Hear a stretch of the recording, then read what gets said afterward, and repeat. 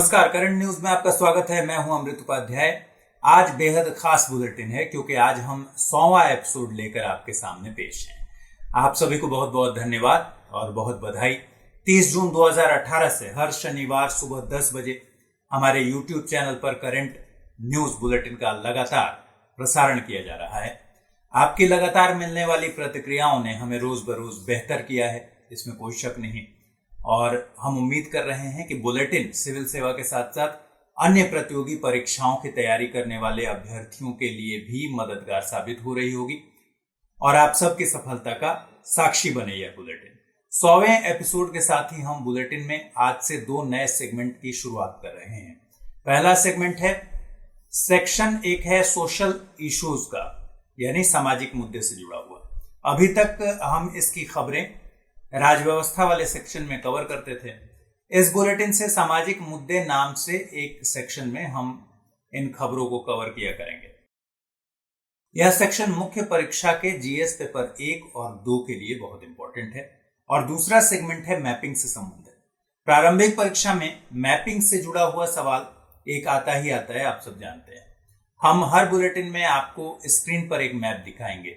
आपको comment section में map देखकर इसकी सीमाओं के बारे में या फिर जो भी जानकारियां हम पूछे उसके बारे में कमेंट करना होगा। अगले बुलेटिन में हम इस मैप के संबंध में पूरी जानकारी आपको देंगे। जो पिछले सेगमेंट में हमने पिछले एपिसोड में जो मैप हम दिखाएंगे उससे जुड़ी पूरी जानकारी हम अगले एपिसोड में आपसे साझा करेंगे। तो हम उम्मीद करते हैं कि ये पहल आपकी तैयारी में और ज्यादा मददगार साबित होगी। आपकी सफलता की शुभकामना के साथ इस सप्ताह के बुलेटिन की शुरुआत करते हैं। सबसे पहले हेडलाइंस पर डालते हैं नजर। कैबिनेट मिनिस्टर डॉक्टर हर्षवर्धन बने WHO एग्जीक्यूटिव बोर्ड के नए चेयरमैन। अंतर्राष्ट्रीय जन स्वास्थ्य के लिए जिम्मेदार एजेंसी है WHO। 1948 में सदस्य बना था भारत। अफगानिस्तान में पावर शेयरिंग एग्रीमेंट पर हस्ताक्षर। राष्ट्रपति बने रहेंगे अशरफ गनी। भारत ने किया समझौते का स्वागत। आत्मनिर्भर अभियान की अन्य किस्तें हुई जारी। मनरेगा के तहत 40,000 करोड़ रुपए का अतिरिक्त आवंटन। PM ई-विद्या योजना का हुआ आगाज। विश्व बैंक द्वारा भारत के लिए $1 बिलियन का सोशल प्रोटेक्शन पैकेज मंजूर। सामाजिक सहायता कार्यक्रमों में होगा मददगार।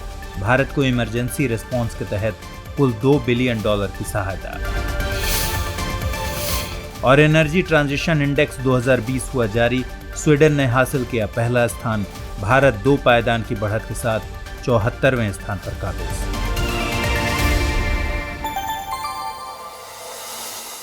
तो चलिए खबरों की शुरुआत करते हैं। Union health minister doctor Harshvardhan ने WHO के एग्जीक्यूटिव बोर्ड में चेयरमैन के तौर पर पदभार ग्रहण किया है।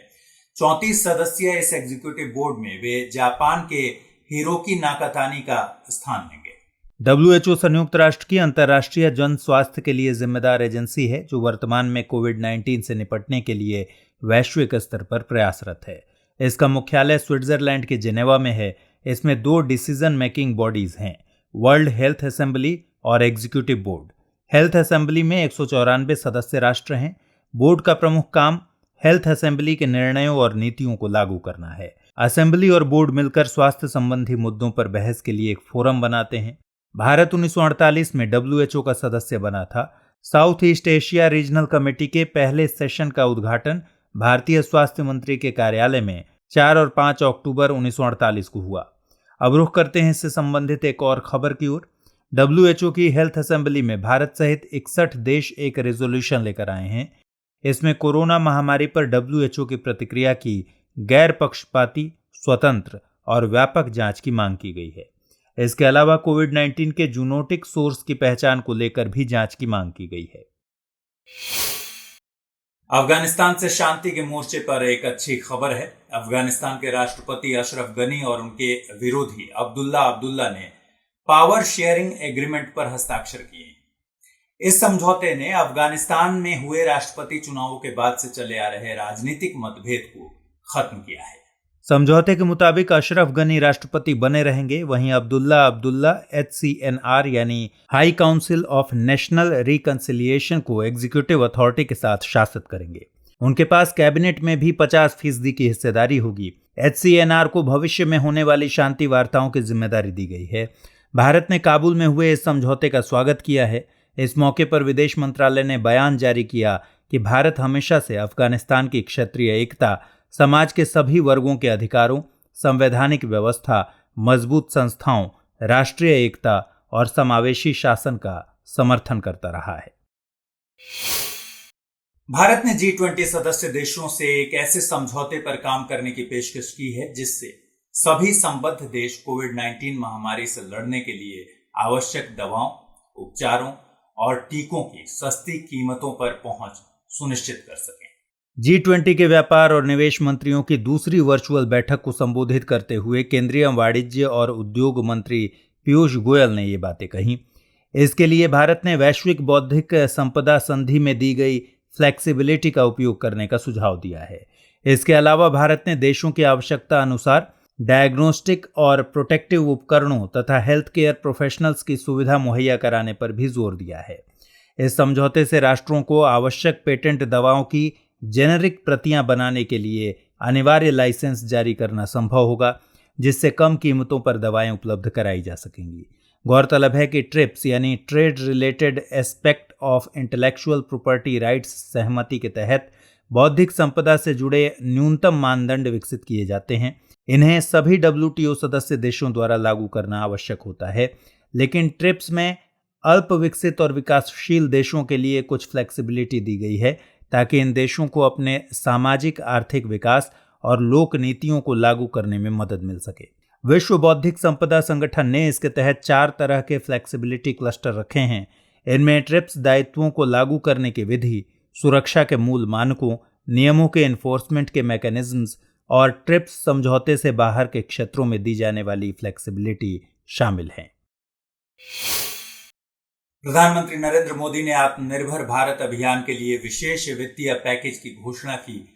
इस न्यूज में 15, 16 और 17 मई को वित्त मंत्री द्वारा की गई प्रमुख घोषणाओं को शामिल किया गया है। नाबार्ड द्वारा ग्रामीण सहकारी बैंक और क्षेत्रीय ग्रामीण बैंक की फसल ऋण आवश्यकताओं को पूरा करने के लिए 30,000 करोड़ रुपए की अतिरिक्त वित्तीय सहायता दी जाएगी। पीएम किसान लाभार्थी, मत्स्य पालक और पशुपालन से जुड़े किसानों को किसान क्रेडिट कार्ड के अंतर्गत कंसेशनल क्रेडिट दिया जाएगा। 2020-21 के लिए डेयरी सहकारी समितियों को हर साल 2% इंटरेस्ट सबवेंशन दी जाएगी।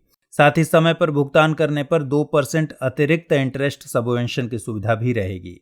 एग्रीकल्चर इंफ्रास्ट्रक्चर प्रोजेक्ट्स के वित्त पोषण के लिए 1 लाख करोड़ रुपए की वित्तीय सुविधा दी जाएगी।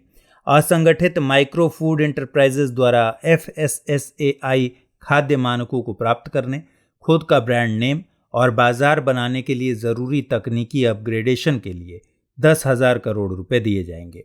प्रधानमंत्री मत्स्य संपदा योजना के लिए 20,000 करोड़ रुपए से भी ज्यादा की राशि दी जाएगी। इससे समुद्री और अंतर्देशीय मत्स्य और जल कृषि के विकास को बढ़ावा मिलेगा। राष्ट्रीय पशु रोग नियंत्रण कार्यक्रम के तहत 13,343 करोड़ रुपए खर्च किए जाएंगे। इसका उद्देश्य सभी मवेशियों, भैंस, भेड़, बकरी और सूअर का फुट एंड माउथ डिजीज और ब्रूसेलोसिस के विरुद्ध 100% टीकाकरण सुनिश्चित करना है। 15,000 करोड़ रुपए से animal husbandry infrastructure development fund स्थापित किया जाएगा। ऑपरेशन ग्रीन का विस्तार टमाटर, प्याज और आलू यानी TOP के अलावा बाकी सभी फल और सब्जियों के लिए भी किया जाएगा।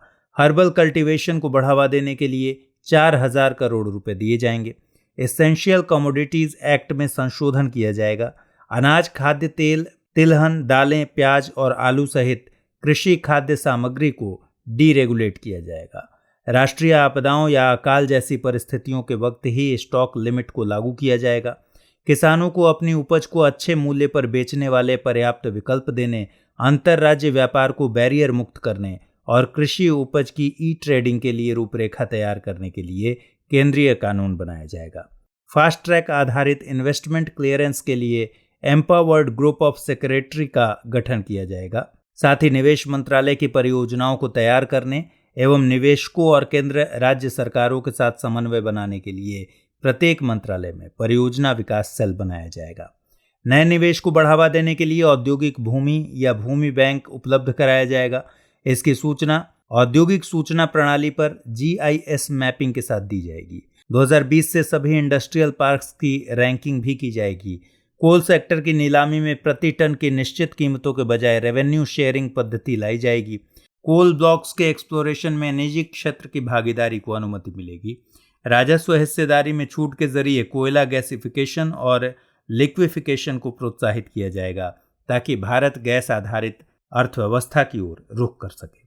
खनिज क्षेत्रों में सुधार के लिए 50 माइनिंग ब्लॉक्स को एक खुली और पारदर्शी नीलामी प्रक्रिया के माध्यम से खोला जाएगा। एल्यूमिनियम उद्योग की प्रतिस्पर्धा को बढ़ाने के लिए बॉक्साइट और कोयला खनिज ब्लॉकों की संयुक्त नीलामी शुरू की जाएगी। इससे बिजली उद्योग की लागत में कमी आएगी। केंद्र शासित प्रदेशों में विद्युत वितरण कंपनियों का निजीकरण होगा। रक्षा उत्पादन में आत्मनिर्भरता लाने के लिए मेक इन इंडिया को बढ़ावा दिया जाएगा। इससे डिफेंस का आयात बिल काफी हद तक कम हो सकेगा। ऑर्डिनेंस फैक्ट्री बोर्ड के कॉरपोरेटाइजेशन यानी निगमीकरण द्वारा आयुध आपूर्ति में स्वायत्तता, जवाबदेही और दक्षता में सुधार लाया जाएगा। रक्षा विनिर्माण क्षेत्र में ऑटोमेटिक रूट के अंतर्गत FDI की सीमा 49% से बढ़ाकर 74% की जाएगी। भारतीय वायु अंतरिक्ष के उपयोग पर प्रतिबंध कम किए जाएंगे ताकि नागरिक उड़ान और अधिक कुशल हो सके। एयरपोर्ट अथॉरिटी ऑफ इंडिया ने पब्लिक प्राइवेट पार्टनरशिप में 3 एयरपोर्ट्स को ऑपरेशन और मेंटेनेंस के लिए दिया है। रिवैम्प्ड वायबिलिटी गैप फंडिंग योजना के माध्यम से सोशल इंफ्रास्ट्रक्चर में निजी क्षेत्र के निवेश को बढ़ावा दिया जाएगा। इसके अलावा सरकार इसमें 8100 करोड़ रुपए की फंडिंग खुद करेगी। भारत के स्पेस सेक्टर में निजी पार्टिसिपेशन को बढ़ावा दिया जाएगा। प्लैनेटरी एक्सप्लोरेशन के लिए भविष्य की परियोजनाओं और आउटर स्पेस में यात्रा आदि अब निजी क्षेत्र के लिए भी खोल दिए जाएंगे। साथ ही अब प्राइवेट सेक्टर इसरो की सुविधाओं का प्रयोग अपनी क्षमता को बढ़ाने के लिए कर सकता है। परमाणु ऊर्जा के क्षेत्र में सुधार लाते हुए निर्णय लिया गया है कि रिसर्च रिएक्टर PPP मोड में स्थापित किए जाएंगे। इनका मुख्य उद्देश्य मेडिकल आइसोटोप का निर्माण करना होगा। इंसॉल्वेंसी एंड बैंक्रप्सी कोड के तहत अगले 1 वर्ष के लिए इंसॉल्वेंसी से जुड़ी कोई नई कार्रवाई शुरू नहीं की जाएगी। साथ ही MSME की इंसॉल्वेंसी प्रक्रिया शुरू करने की न्यूनतम सीमा को बढ़ाकर 1 करोड़ रुपए कर दिया गया है। मनरेगा के तहत 40,000 करोड़ रुपए का अतिरिक्त आवंटन किया जाएगा। इससे राज्यों को प्रवासी मजदूरों को काम देने के लिए धन उपलब्ध रहेगा। शिक्षा क्षेत्र में PM ई-विद्या योजना की शुरुआत की जाएगी, जिससे डिजिटल ऑनलाइन माध्यम से पढ़ाई को बढ़ावा मिलेगा। राज्यों की ऋण लेने की सीमा को राज्य सकल घरेलू उत्पाद पर 3% से बढ़ाकर 5% कर दिया गया है। साइकोलॉजी सपोर्ट के लिए मेंटल हेल्थ पर आधारित मनोदर्पण योजना को शुरू किया जाएगा। नॉन स्ट्रेटेजिक सेक्टर की पब्लिक कंपनियों का निजीकरण किया जाएगा। इधर विश्व बैंक ने भारत के लिए $1 बिलियन का सोशल प्रोटेक्शन पैकेज मंजूर किया है। इससे भारत द्वारा कोविड-19 से प्रभावित लोगों के लिए चलाए जा रहे सामाजिक सहायता कार्यक्रमों को मदद मिलेगी। इसमें से $550 मिलियन IDA यानी इंटरनेशनल डेवलपमेंट एसोसिएशन द्वारा क्रेडिट के तहत, वहीं $200 मिलियन IBRD यानी international Bank for Reconstruction and development द्वारा लोन दिया गया है। यह लोन 18.5 सालों के लिए है। इसमें 5 सालों का ग्रेस पीरियड भी शामिल है। शेष $250 मिलियन 30 जून के बाद मुहैया कराए जाएंगे। लोन और क्रेडिट या लाइन ऑफ क्रेडिट में मुख्य अंतर पैसे प्राप्त करने और उसे चुकाने से जुड़ा है। दरअसल लोन एक मुश्त रकम होती है जिसे एक निश्चित अवधि में चुकाना होता है, जबकि क्रेडिट एक रिवॉल्विंग अकाउंट की तरह है जिसमें उधारकर्ता उपलब्ध रकम को ड्रॉ, रीपे और रीड्रॉ कर सकता है। साथ ही क्रेडिट लिमिट बढ़ाई भी जा सकती है। इससे पहले बीते अप्रैल में भी विश्व बैंक ने भारत को $1 बिलियन की सहायता दी थी। इस तरह विश्व बैंक द्वारा भारत को कुल $2 बिलियन की सहायता कोविड-19 इमरजेंसी रिस्पॉन्स के तहत मिली है। आपको बता दें कि विश्व बैंक समूह में कुल 5 संस्थाएं International Bank for Reconstruction and Development, International Development Association, International Finance Corporation, Multilateral Guarantee Agency और International Centre for the Settlement of Investment Disputes शामिल हैं। IBRD और IDA को सम्मिलित रूप से विश्व बैंक कहते हैं। PMGSY यानी प्रधानमंत्री ग्राम सड़क योजना के तीसरे चरण में ग्रामीण सड़कों की 5% लंबाई के निर्माण के लिए क्वायर जियो टेक्सटाइल का प्रयोग किया जाएगा। पीएमजीएसवाई की तकनीक संबंधी गाइडलाइंस के तहत सड़क की लंबाई का 15% नई तकनीक के अनुसार निर्मित होगा। इसमें से भी 5% सड़कें आईआरसी यानी इंडियन रोड्स कांग्रेस के तहत प्रमाणित तकनीक से बनाई जाएंगी। अब आईआरसी ने क्वायर जियो टेक्सटाइल को ग्रामीण सड़क निर्माण के लिए मान्यता दी है। कोविड-19 से प्रभावित क्वायर उद्योग के लिए यह निर्णय वरदान साबित होगा। क्वायर जियो टेक्सटाइल नारियल के बाहरी खोल से बना एक फैब्रिक है। यह जमीन की सतह को सुरक्षित रखता है। जियो टेक्सटाइल्स इको फ्रेंडली और अपरदन रोकने में मददगार होते हैं। पूरी तरह से बायोडिग्रेडेबल जियो टेक्सटाइल मिट्टी के स्थिरीकरण और वनस्पतियों के नवीनीकरण में भी सहायक होते हैं। जियो टेक्सटाइल सड़क, हार्बर, ड्रेनेज, लैंडफिल्स जैसे अवसंरचना कार्यों के लिए आइडियल मटेरियल होता है। प्रधानमंत्री ग्राम सड़क योजना 25 दिसंबर 2000 को लॉन्च की गई थी। यह 100% केंद्र प्रायोजित योजना है। इसका मकसद एलिजिबल अनकनेक्टेड हैबिटेशंस तक सभी मौसमों में पहुंच सुनिश्चित करना है। बीते दिनों आयोजित केंद्रीय कैबिनेट की अहम बैठक में कई योजनाओं को सरकार की मंजूरी मिली है। इनमें से एक प्रधानमंत्री मत्स्य संपदा योजना भी है। इस योजना का मकसद मत्स्य क्षेत्र के सतत और उत्तरदायी विकास के जरिए देश में नीली क्रांति को बढ़ावा देना है। यह योजना अगले 5 सालों यानी वित्तीय वर्ष 2020-21 से 2024-25 के दौरान लागू रहेगी। इसे 2 तरह से लागू किया जाएगा, एक तो केंद्रीय क्षेत्रक योजना के तौर पर और दूसरी केंद्र प्रायोजित योजना के तौर पर। इन योजनाओं में 20,000 करोड़ रुपए से ज्यादा का निवेश किया जाएगा। इसमें केंद्र की हिस्सेदारी 9,407 करोड़ रुपए की होगी, जबकि राज्य को 4,880 करोड़ रुपए और लाभार्थियों को 5,763 करोड़ रुपए की भागीदारी देनी होगी। केंद्र प्रायोजित योजना को बाद में 2 भागों, गैर लाभार्थी और लाभार्थी उन्मुख गतिविधियों में बांटा जाएगा।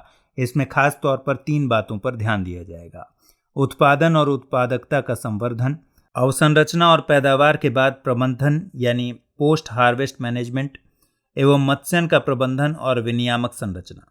सरकार ने इस योजना के लागू होने के कुछ फायदे गिनाए हैं, जैसे योजना से उन बातों को जाना जा सकेगा जिनकी वजह से उत्पादन उतना नहीं हो पाता जितनी मत्स्य क्षेत्र में क्षमताएं मौजूद हैं। इसके अलावा मछली उत्पादन और उत्पादकता में 9% की वार्षिक वृद्धि दर हासिल हो सकेगी, जिससे हमें 2024-25 तक 22 मिलियन टन मछली उत्पादन का लक्ष्य पाने में मदद मिलेगी। सरकार का मानना है कि योजना के लागू होने से मछुआरों को लाभ मिलेगा और 2024 तक मछुआरों की आय दोगुनी हो सकती है। वहीं इससे 15 लाख मछुआरों को सीधे तौर पर रोजगार मिलेगा। नई योजना से मत्स्य क्षेत्र का आधुनिकीकरण होगा और वैल्यू चेन को मजबूती मिलेगी। इधर केंद्रीय कैबिनेट की हालिया बैठक में सूक्ष्म खाद्य प्रसंस्करण उद्योगों को औपचारिक रूप देने के लिए योजना को मंजूरी दी गई। 10,000 करोड़ की यह योजना असंगठित क्षेत्र के लिए लाई जा रही है। केंद्र प्रायोजित इस योजना के कुल खर्च में केंद्र का 60% जबकि राज्य का 40% हिस्सा रहेगा। योजना के उद्देश्य होंगे: सूक्ष्म खाद्य प्रसंस्करण उद्यमों की वित्त तक आसान पहुंच हो, साथ ही इन उद्यमों के राजस्व में बढ़ोतरी हो सके। सूक्ष्म खाद्य उद्यमों के लिए सपोर्ट सिस्टम तो मजबूत किया ही जाएगा, लेकिन इस बात का खासा ख्याल रखा जाएगा कि इन उद्यमों में बने खाद्य उत्पाद भोजन की गुणवत्ता और सुरक्षा मानकों पर खरे उतरें। सरकार इस योजना के जरिए असंगठित क्षेत्र में मौजूद सूक्ष्म खाद्य प्रसंस्करण उद्यमों को औपचारिक क्षेत्र में बदलना चाहती है। इसमें महिला उद्यमियों और महत्वाकांक्षी जिलों पर ध्यान दिया जाएगा। योजना के माध्यम से कोशिश रहेगी कि इन उद्यमों को कचरे से भी संपत्ति बनाने को प्रेरित किया जा सके। वहीं जनजातीय जिलों में लघु वन उत्पादों पर भी विशेष ध्यान रहेगा। सरकार के मुताबिक अगले 5 सालों यानी 2020-21 से 2024-25 के दौरान लागू होने वाली इस नई योजना के तहत 2 लाख सूक्ष्म खाद्य प्रसंस्करण उद्यमों को क्रेडिट लिंक्ड सब्सिडी से मदद दी जाएगी। इसके अलावा कृषक उत्पादक संगठनों, स्वयं सहायता समूहों और सहकारी समितियों को भी समर्थन देने की कोशिश रहेगी। योजना को लागू करने के मॉडल की बात करें तो केंद्र स्तर पर अंतर मंत्रालयी सशक्त समिति इसकी निगरानी करेगी। यह समिति खाद्य प्रसंस्करण उद्योग मंत्रालय के अधीन काम करेगी।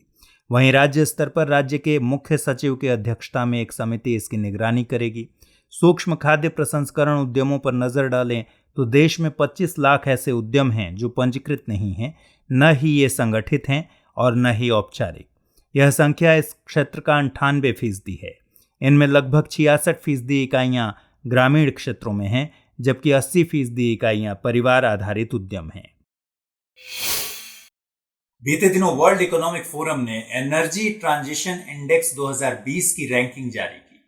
रैंकिंग में स्वीडन को पहला स्थान मिला, जबकि स्विट्जरलैंड और फिनलैंड इस सूची में क्रमशः दूसरे व तीसरे स्थान पर रहे। भारत पिछली रिपोर्ट से 2 पायदान की बढ़त लेते हुए इस साल 74वें स्थान पर आ गया है। भारत ने सिस्टम परफॉर्मेंस इनिशिएटिव के तीनों मानदंडों आर्थिक विकास और समृद्धि, ऊर्जा तक पहुंच और सुरक्षा एवं इन्वायरमेंटल सस्टेनेबिलिटी यानी पर्यावरणीय धारणीयता में सुधार किया है। भारत द्वारा नवीकरणीय ऊर्जा क्षेत्रों और एनर्जी एफिशिएंट उपकरणों के विकास में किए जा रहे प्रयास इस इंडेक्स में इसकी स्थिति को मजबूत बना रहे हैं। इस इंडेक्स में 40 इंडिकेटर्स के आधार पर बने कंपोजिट स्कोर के द्वारा 115 अर्थव्यवस्थाओं की ऊर्जा प्रणालियों के वर्तमान प्रदर्शन का मूल्यांकन किया गया है। इंडेक्स के मुताबिक पूरी दुनिया की 70% आबादी वाले 94 देशों ने 2015 की अपेक्षा अपने ETI स्कोर में वृद्धि दर्ज की है। वर्ल्ड इकोनॉमिक फोरम ने प्रभावी ऊर्जा संक्रमण को बढ़ावा पहल की शुरुआत की है। इसका उद्देश्य ऊर्जा संक्रमण के लिए आवश्यक इम्पेरेटिव्स, बाजार और नीति इनेबलर्स और मानव प्रभाव पर सभी हितधारक समूह के बीच आम समझ को बढ़ावा देने के लिए एक मंच प्रदान करना है। आवासन और शहरी मामलों के मंत्रालय ने गार्बेज फ्री सिटीज की स्टार रेटिंग जारी की है। कुल 6 शहरों को 5 स्टार रेटिंग दी गई है। इन 6 शहरों में अंबिकापुर, राजकोट, सूरत, मैसूर, इंदौर और नवी मुंबई शामिल हैं। 65 शहरों को 3 स्टार रेटिंग, वहीं 70 शहरों को 1 स्टार रेटिंग मिली है। इस मौके पर star rating of garbage free cities के प्रोटोकॉल को भी रिवाइज किया गया है। स्टार रेटिंग प्रोटोकॉल को जनवरी 2018 में लॉन्च किया गया था, जिससे शहर एक मैकेनिज्म के तहत गार्बेज फ्री स्टेटस पा सकें।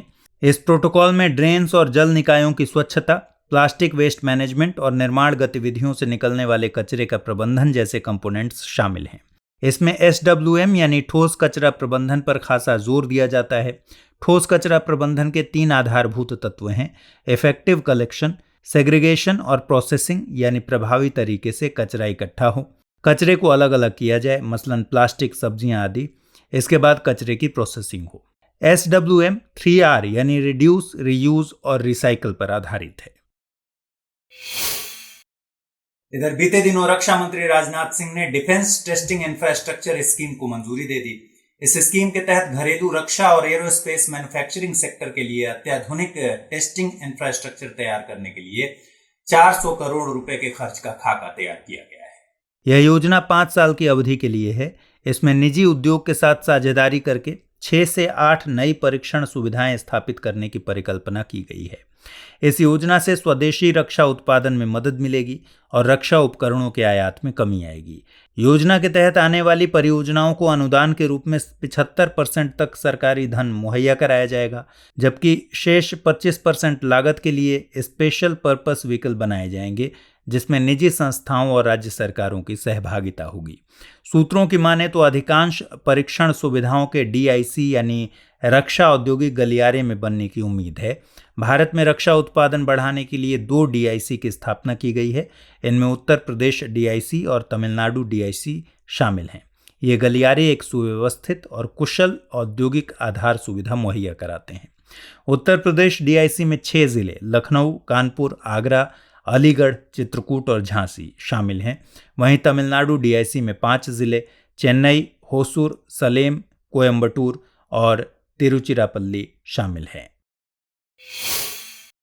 भारत सरकार ने डॉक्टर DB शेकटकर की अध्यक्षता में बनी कमेटी ऑफ एक्सपर्ट की कुछ सिफारिशों को स्वीकार करके लागू किया है। ये सिफारिशें बॉर्डर इंफ्रास्ट्रक्चर यानी सीमा अवसंरचना से संबंधित हैं। इन सिफारिशों में सड़क निर्माण में तेजी लाना और सीमाई क्षेत्रों में सामाजिक आर्थिक विकास को बढ़ावा देना शामिल है। सीमा अवसंरचना के तहत सीमा सड़क संगठन की अधिकतम क्षमताओं का उपयोग करने के बाद निर्माण कार्य को आउटसोर्स करने की सिफारिश को लागू किया गया है।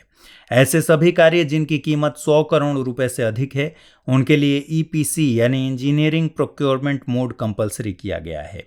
इंजीनियरिंग प्रोक्योरमेंट मोड के तहत कॉन्ट्रैक्ट में तकनीकी सेवाओं के लिए समझौता किया जाता है। इसमें तकनीक से संबंधित पहलुओं के अलावा प्रोजेक्ट के इक्विपमेंट से संबंधित खरीद की जिम्मेदारी भी कॉन्ट्रैक्ट लेने वालों की होती है। ईपीसी मोड के साथ ही 90% स्टैट्यूटरी क्लियरेंस मिलने के बाद ही वर्क असाइन करने की बात की गई है।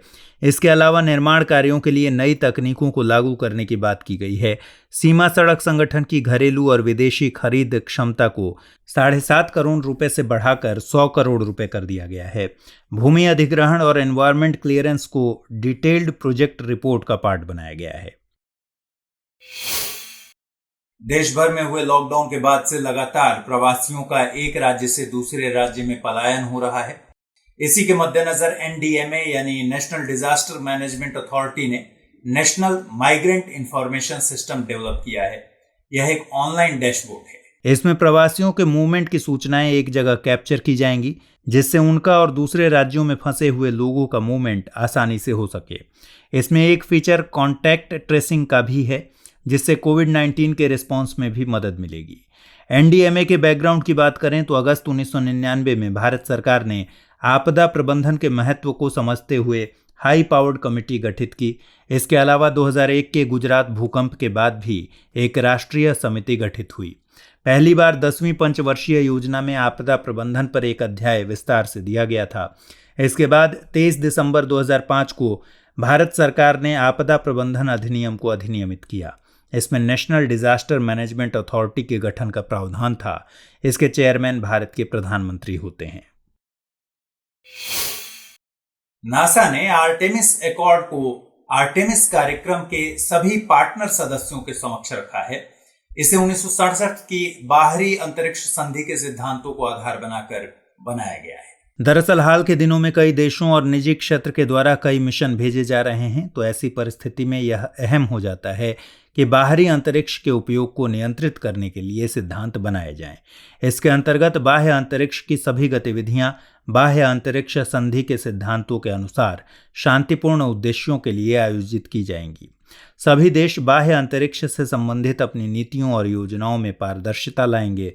सुरक्षित और रोबस्ट स्पेस एक्सप्लोरेशन के लिए देशों के मध्य इंटरऑपरेबिलिटी को बनाना जरूरी होगा। सभी स्पेस ऑब्जेक्ट का पंजीकरण किया जाएगा। इसके लिए वैसे सभी सदस्य जो कि रजिस्ट्रेशन कन्वेंशन को ज्वाइन नहीं कर सके हैं, उन्हें पंजीकरण करना अनिवार्य है। यह सुनिश्चित करने के लिए कि इस आर्टेमिस यात्रा से पूरी दुनिया लाभान्वित हो सके, सभी देशों को अपने वैज्ञानिक डेटा को सार्वजनिक रूप से जारी करना पड़ेगा। नासा और साझेदार राष्ट्र ऐतिहासिक मूल्य के स्थलों और कलाकृतियों के संरक्षण के लिए प्रतिबद्ध होंगे। नासा ने आर्टेमिस कार्यक्रम के तहत 2024 तक चंद्रमा पर पहली महिला को भेजने का लक्ष्य रखा है। इस कार्यक्रम का नेतृत्व कर रहे नासा का मानना है कि मंगल पर मानव मिशन भेजने में चंद्रमा पर एक अस्थायी और मजबूत उपस्थिति प्राप्त करने में अंतर्राष्ट्रीय भागीदारी महत्वपूर्ण भूमिका अदा करेगी। इलाहाबाद हाईकोर्ट ने उत्तर प्रदेश के 3 जिलों में अजान की अनुमति दे दी है। गाजीपुर, हाथरस और फर्रुखाबाद जिलों में लॉकडाउन नियमों के तहत अजान को रोका गया था। कोर्ट ने कहा कि अजान मस्जिद की मीनार से किसी एम्पलीफाइंग डिवाइस जैसे लाउड स्पीकर के बिना किसी व्यक्ति द्वारा पढ़ी जा सकती है। इससे राज्य द्वारा कोविड-19 को रोकने के लिए लागू की गई गाइडलाइंस का उल्लंघन नहीं होगा। इसके अलावा कोर्ट ने कहा कि अजान इस्लाम का अनिवार्य और मूलभूत हिस्सा हो सकती है, लेकिन इसे लाउड स्पीकर या किसी अन्य एम्पलीफाइंग डिवाइस के जरिए पढ़ा जाना धर्म का अनिवार्य और जरूरी हिस्सा नहीं कहा जा सकता, जिसे संविधान के अनुच्छेद 25 के तहत सुरक्षा दी जाए। कोर्ट ने कहा कि याचिकाकर्ताओं ने अपनी याचिका में इस तरह की एम्पलीफाइंग डिवाइस के प्रयोग के लिए गुहार नहीं लगाई है। किसी भी परिस्थिति में नॉइज पोल्यूशन रूल्स से संबंधित अधिकारियों की अनुमति के बिना अजान को लाउड स्पीकर से नहीं पढ़ा जा सकता। आपको बता दें कि संविधान के अनुच्छेद 25 के अनुसार अंतःकरण की और धर्म की अबाध रूप से मानने, आचरण और प्रचार करने की स्वतंत्रता है। इन दिनों पंजाब और हरियाणा में किसानों को धान की पारंपरिक रुपाई यानी कन्वेंशनल ट्रांसप्लांटिंग के स्थान पर डायरेक्ट सीडिंग ऑफ राइस के लिए प्रोत्साहित किया जा रहा है। दरअसल इन दोनों राज्यों में लॉकडाउन की वजह से इस साल खरीफ की फसल के वक्त प्रवासी मजदूरों की कमी का सामना करना पड़ सकता है। कन्वेंशनल ट्रांसप्लांटिंग में किसान पहले नर्सरी तैयार करते हैं। यहाँ धान के बीज को पहले बोया जाता है और युवा पौधे के रूप में उगाया जाता है। बाद में इन पौधों को उखाड़कर कुछ दिनों के बाद खेतों में लगा दिया जाता है। जबकि DSR यानी डायरेक्ट सीडिंग ऑफ राइस में मशीन द्वारा बीजों को सीधे खेत में डाला जाता है। इस वजह से नर्सरी तैयार करने, युवा पौधे के रूप में उगाने आदि का समय बच जाता है। साथ ही ट्रांसप्लांटेशन में लगने वाले अतिरिक्त मजदूरों की भी जरूरत नहीं रहती। इसके अलावा डीएसआर में पानी की जगह केमिकल हर्बिसाइड का प्रयोग होता है। इससे पानी की बड़ी मात्रा में बचत होती है। इस विधि द्वारा ग्रीन हाउस गैस उत्सर्जन में भी कमी आती है। यह तरीका कई मामलों में तो फायदेमंद है, पर इसके कुछ ड्रॉबैक भी हैं। चूंकि इसमें पानी का प्रयोग कम करते हैं तो खरपतवार की समस्या बढ़ जाती है, जो कि उपज नुकसान का कारण बन सकता है। साथ ही बीजों को पक्षियों और चूहों से भी खतरा बढ़ जाता है। इसके अलावा ब्लास्ट डिजीज, क्रॉप लॉजिंग और स्थिर पैदावार इसकी प्रमुख चुनौतियां हैं। हाल ही में भारत सरकार ने एक योजना लॉन्च की है, जिसके तहत कोणार्क मंदिर और कोणार्क शहर का 100% सोलराइजेशन किया जाएगा। यानी कोणार्क मंदिर और कोणार्क शहर में ऊर्जा की आपूर्ति और दूसरी सुविधाओं के लिए सौर ऊर्जा उपकरणों का प्रयोग किया जाएगा। योजना के तहत सरकार 10 मेगावाट के ग्रिड कनेक्टेड सोलर प्रोजेक्ट और solar tree, solar water kiosk, of grid solar power plant जैसे ऑफ ग्रिड एप्लीकेशंस पर जोर देगी। केंद्र सरकार इस योजना के लिए 25 करोड़ रुपए की 100% वित्तीय सहायता देने जा रही है। योजना से कोणार्क शहर की ऊर्जा मांग को पूरा किया जा सकेगा। ओडिशा के पुरी जिले में स्थित कोणार्क का सूर्य मंदिर यूनेस्को की विश्व धरोहर सूची में शामिल है। कोणार्क को अर्क क्षेत्र के रूप में भी जाना जाता है। कोणार्क 2 शब्दों कोण और अर्क से मिलकर बना है, जहां कोण का अर्थ कोना है जबकि अर्क का मतलब सूर्य से है। 13वीं सदी के मध्य में गंग वंश के शासक राजा नरसिंह देव प्रथम ने यह मंदिर बनवाया था। कोणार्क का सूर्य मंदिर कलिंग शैली में बनाया गया है। आपको बता दें कि सोलर पावर सिस्टम 3 तरह के होते हैं। पहला ऑन ग्रिड, दूसरा ऑफ ग्रिड और तीसरा hybrid solar power system. On grid solar power system की बात करें तो इनमें ऊर्जा सोलर पैनल से ही पैदा होती है, लेकिन यह स्थानीय यूटिलिटी ग्रिड से जुड़ा रहता है। ज़्यादातर घरों में यही उपयोग में लाए जाते हैं। इस तकनीक से एक फ़ायदा यह है कि अगर सिस्टम से सरप्लस ऊर्जा पैदा हो रही है तो इसे स्थानीय यूटिलिटी ग्रिड को एक्सपोर्ट किया जा सकता है। नेट मीटरिंग तकनीक का उपयोग कर बाद में एक्सपोर्ट की गई ऊर्जा का क्रेडिट दिया जाता है। Of grid solar power system स्थानीय ग्रिड से नहीं जुड़े होते। इस तकनीक का एक घाटा यह है कि इसमें ऊर्जा को संरक्षित करने के लिए हमें बैकअप बैटरी की ज़रूरत पड़ती है, जो अमूमन महंगी होती है। तो चलिए, जैसा कि हमने आपसे वादा किया था कि आज से हम एक नए सेगमेंट की शुरुआत कर रहे हैं, तो आज मैपिंग का सेगमेंट शुरू करते हैं हम। और आज का हमारा मैप बंगाल की खाड़ी से संबंधित है। चक्रवात अम्फान के कारण बंगाल की खाड़ी बहुत चर्चा में है, इसलिए विश्व मानचित्र पर इसकी लोकेशन परीक्षा के लिहाज से बहुत महत्वपूर्ण हो जाती है। आज हम आपको इसके मैप के साथ छोड़ रहे हैं। आपको बंगाल की खाड़ी के साथ सीमा साझा करने वाले देशों के नाम कमेंट सेक्शन में बताने हैं। अगले बुलेटिन में हम इसकी सीमाओं के अलावा और जरूरी जानकारियों से आपको रूबरू करवाएंगे। तो फिलहाल इस खास बुलेटिन में इतना ही। खबरों को विस्तार से पढ़ने के लिए विजिट कीजिए www.drishtias.com पर। साथ ही दृष्टि एस के हिंदी और अंग्रेजी यूट्यूब चैनल को लाइक, शेयर और सब्सक्राइब करना ना भूलें। तो अंत में चलते चलते डालते हैं कुछ जरूरी खबरों पर नजर। हाल में मिली सूचनाओं के मुताबिक सूर्य अपने सोलर मिनिमम फेज में जा चुका है। दरअसल सूर्य का चुंबकीय क्षेत्र प्रत्येक 11 साल में अपने उत्तरी और दक्षिणी चुंबकीय ध्रुव पर स्विच करता है। इसके दौरान यह अपने मैक्सिमम और मिनिमम फेज में जाता है। जब चुंबकीय क्षेत्र सबसे कमजोर होता है तो इस परिस्थिति को सोलर मिनिमम के रूप में जाना जाता है। सूर्य का चुंबकीय क्षेत्र sun spots, coronal mass ejection और सोलर फ्लेयर्स जैसी सौर गतिविधियों को नियंत्रित करता है। सोलर मिनिमम के दौरान सबसे कम सन स्पॉट्स और सोलर फ्लेयर्स देखने को मिलते हैं। इन दिनों बहुत से राज्यों में अप्रवासी मजदूरों की मृत्यु और यातनाओं को लेकर 0 FIR दर्ज कराने की घटना सामने आई है। 0 FIR में किसी भी पुलिस थाने में प्राथमिकी दर्ज की जा सकती है। इसके लिए आवश्यक नहीं होता कि घटनास्थल उस पुलिस थाने के क्षेत्राधिकार में हो। 0 FIR को 0 सीरियल नंबर दिया जाता है और सभी दस्तावेजों को तुरंत संबंधित अधिकार क्षेत्र वाले पुलिस थाने में भेज दिया जाता है। हाल ही में भारत सरकार ने 9 राज्यों में 10 मेगा क्लस्टर्स की सूची तैयार की है। ये क्लस्टर वैश्विक कंपनियों को सेक्टोरल आवश्यकताओं के आधार पर दुकान खोलने के लिए आकर्षक डेस्टिनेशन के रूप में विकसित होंगे। इनमें नोएडा, ग्रेटर नोएडा, हैदराबाद, अहमदाबाद, वडोदरा, भरूच, अंकलेश्वर, मुंबई, औरंगाबाद, पुणे, बेंगलुरु, चेन्नई और तिरुपति नल्लोर क्लस्टर शामिल हैं। बीते दिनों Indian computer emergency response team ने इवेंट बॉट नामक एक ट्रोजन को लेकर एक सलाहकारी चेतावनी जारी की है। यह देश में एंड्रॉयड स्मार्टफोन उपयोगकर्ताओं को प्रभावित कर सकता है और उनकी व्यक्तिगत वित्तीय जानकारी को चुरा सकता है। इवेंट बॉट एक बैंकिंग ट्रोजन है जो विशेषकर फोन पर वित्तीय ऐप और वित्तीय डेटा को लक्षित करता है। हाल ही में पहला WAG-12B लोकोमोटिव भारतीय रेलवे में शामिल किया गया। मेक इन इंडिया पहल के तहत निर्मित यह लोकोमोटिव 12,000 हॉर्स पावर की क्षमता का है। यह फ्रेट लोकोमोटिव उच्च गति पाने में सक्षम है। इसे उत्तर प्रदेश के पंडित दीनदयाल उपाध्याय रेलवे स्टेशन से रवाना किया गया। इसे बिहार स्थित मधेपुरा में एल्स्टॉम फैक्ट्री में निर्मित और असेंबल किया गया है।